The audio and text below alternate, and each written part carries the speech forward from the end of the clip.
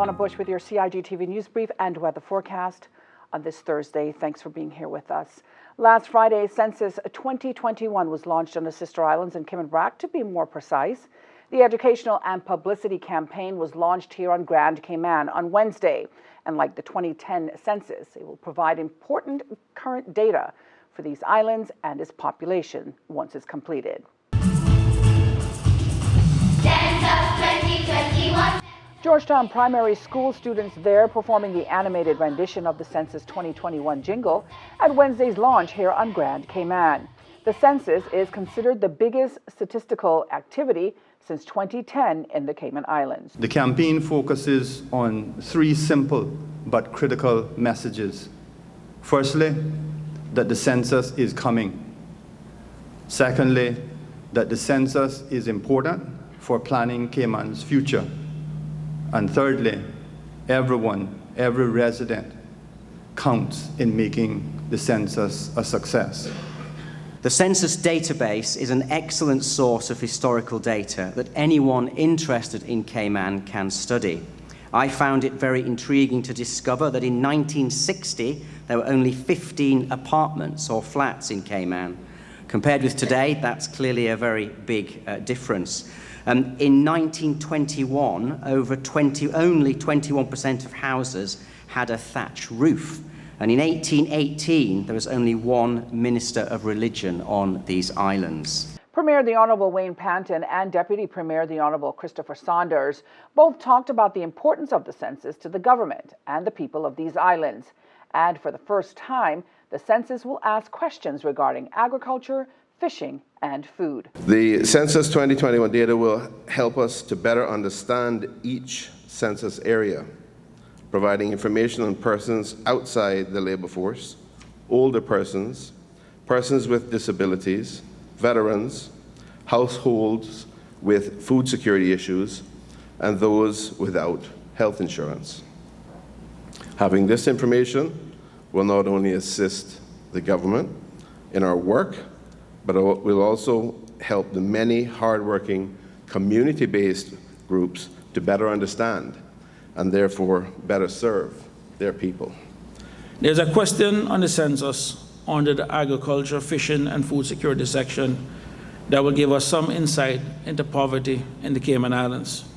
The question reads, was there ever no food to eat of any kind for any member of this household due to a lack of resources to get food for at least one day in the past 4 weeks?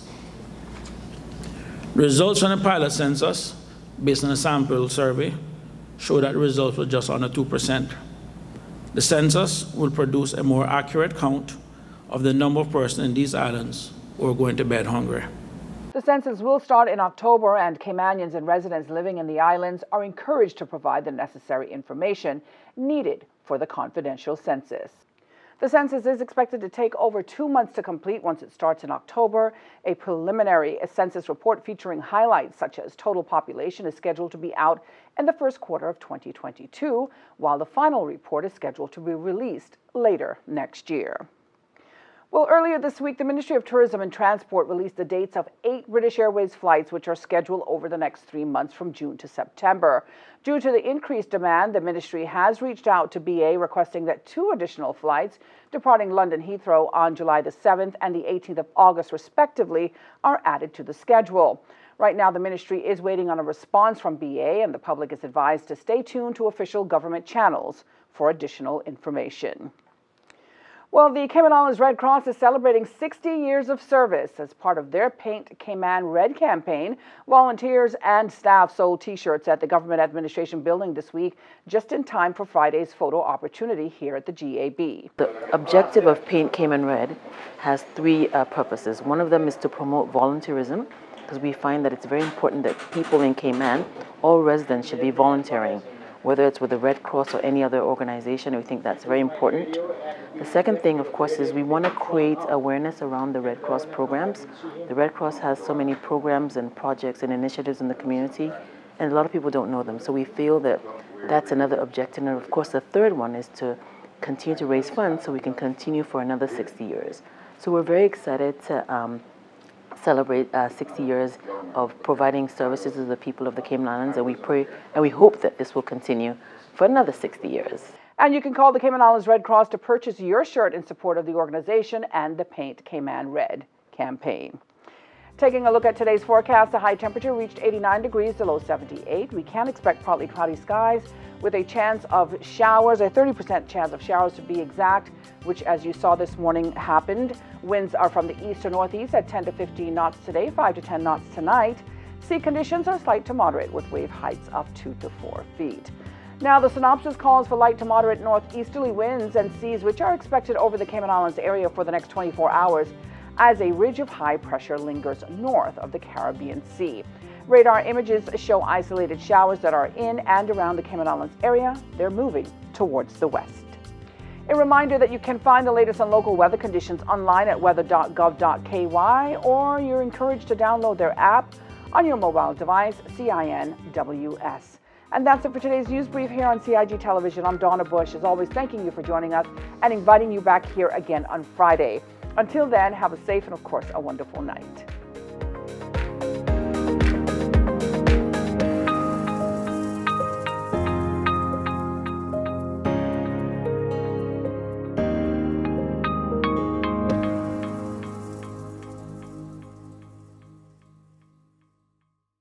Boating, fishing, and water sports in the Cayman Islands are great, but keep a cool head.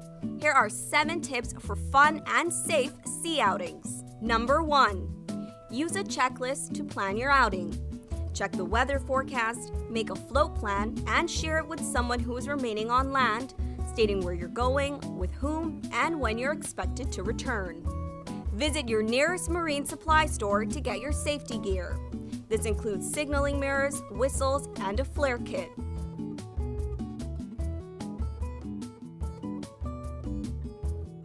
It's also very important to have on-board flotation devices and life vests for each person. There are different types of vests. Some are for water sport activities such as snorkeling, and others are for going on offshore boating or on fishing trips. Number 2. These items can be lifesavers in case of an accident or bad weather. Number 3. Use a motor kill switch, especially if you're boating alone. In case of a leak or breakdown, always stay with the boat until help arrives. If you capsize, an emergency beacon or locator device can send a distress signal to inform the authorities of your location. Larger flares will indicate distress to a boat, airplane, or search and rescue officials. Number 4. In addition to sunscreen, food, and beverages, it would be smart to have a cell phone. Make sure your marine radio works. Cayman's boaters use Channel 16 to communicate. Number 5. Also, don't forget your anchor and sufficient rope. Number 6. Boat operators should be familiar with the local waters and reefs, as well as the capabilities and functions of the vessels they are using. Always obey the rules of the sea and the marine environment, and have courtesy for others. Number 7. Alcohol and salt water do not mix, especially if you're the captain. Some useful contact numbers are 911. The RCIPS Marine Base is 649-7710, and the Port Authority is 949-2055. Smooth sailing, all!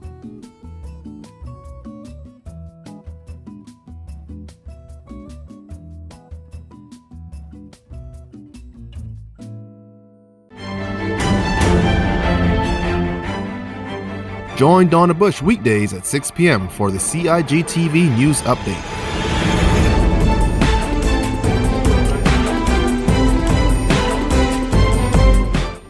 Get the latest on what's happening in government on a daily basis. News Update first at 6 p.m.